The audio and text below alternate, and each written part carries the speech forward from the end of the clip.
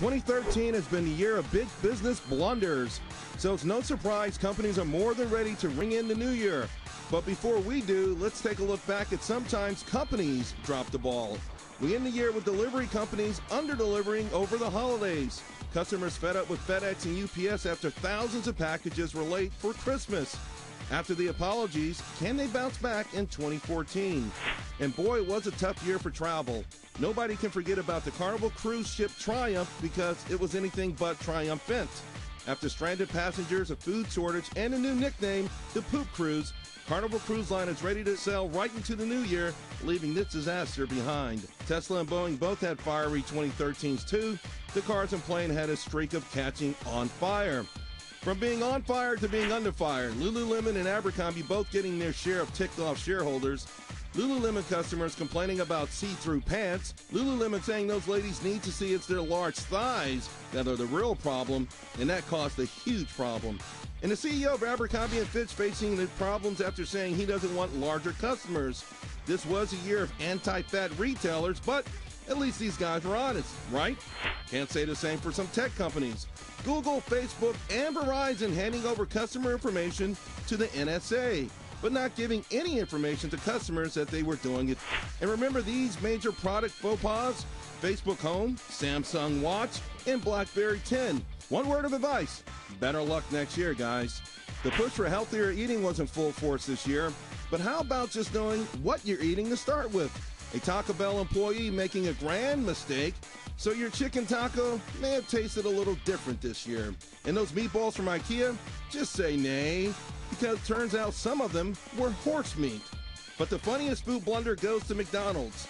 The company accidentally posting an internal memo to its workers telling them not to eat unhealthy foods like burgers and French fries. So be careful what you eat and be careful what you wish for. One thing's for sure, these companies are wishing for a better 2014. And we'll be watching and waiting so we can tell you about the good, the bad, and the ugly blunders that are sure to happen again next year. To Jared Levy and Bruce Turkel. And Jared, do these companies have any chance, I would guess so, of doing better in 2014? You know, some of these are kind of laughable, right? And believe it or not, you know, there's that old saying that any PR is good PR, right? And I think if you even look at a company like Carnival, which is pretty bad, I think that they can recover. I think people will continue to sail. You know, my biggest issue is actually with BlackBerry. Here's a company that continued to falter. It wasn't just the Z10. It wasn't just the playbook. But Thorsten Hines, a guy, you know, he was behind all their products. Everything is great. The sales are great. They weren't great. They were falling apart. And that is an instance of a company that didn't just mess up, but they changed the course of their future. And BlackBerry, I don't think, is a stock you want to buy. But some of these others, I think, will recover. Bruce, any PR is good PR. We've always heard it, but it was put to the test in 2013. Yeah, I agree with what Jared said. It depends on the company. Carnival's lucky because their cruise customers are very, very loyal. The problem is that it's a very small percentage of the traveling public, and their problem is going to be new people are not going to start cruising. As far as FedEx and UPS goes, we've got no alternative. What are we going to do? Give it to the post office? So unless Amazon's drones take over, I think the PR is not going to hurt them. Lululemon, big problem. They sell empowerment. Then they did that awful statement about your thighs are too big, and their products can be replaced, easily replaced by another hip company with something new. Whereas Abercrombie, come on, how many kids listen to a CEO's rant? It really depends on company by company. Although I will tell you, Bruce, when the CEO of Abercrombie first talked about fat kids, I think the stock is down about 40% since then. And I'll tell you the difference I saw. The founder of Lululemon was smart enough, after compounding the problem, to step aside. They renewed the contract for the guy at Abercrombie. Are you kidding me? Yeah, if I was a stockholder, I would really be writing some letters and asking about that one.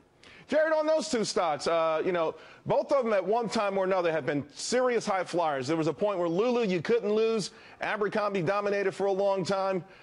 You know, we know those are both fickle industries and they can come back, but would you look at either one of those stocks right now?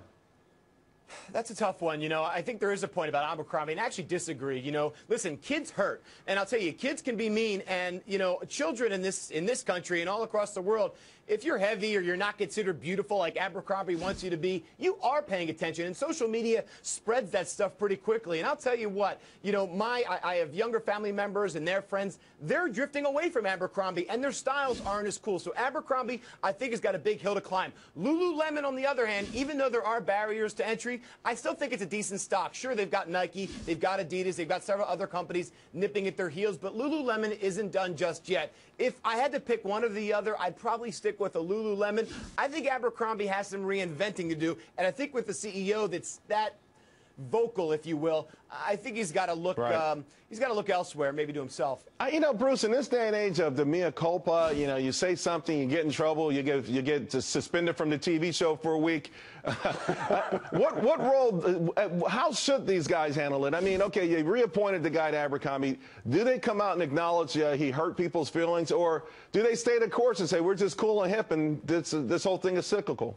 There's very simple steps you need to take, Charles. First of all, you have to apologize, and it has to be sincere. If you say, if I hurt you, or I'm sorry if you were hurt, that is not an apology. If you end right, that's what Paula Deen did. Exactly right. Yeah. And look what happened to her. By the way, her pots don't work any worse. Her knives don't cut any worse. But where are they? Gone. Because the apology has to be sincere. Then you have to show actual things you're going to do to fix the problem. So to Jared's point and to your point, re-upping this guy's contract does not say, we get it, we're going to do something about it. All right. And good. You want to finish the point? Well, I was only going to say, and after you do that, you have to invite your customers back and make it clear to them that things are going to be different because you care first and foremost about them. Yeah, I think that might be the theme from 2013. Hey, guys, you're both great. Covered both sides of the question here. Appreciate it. Happy New Year. Happy New Year, Charles. Happy New Year, Charles. All right.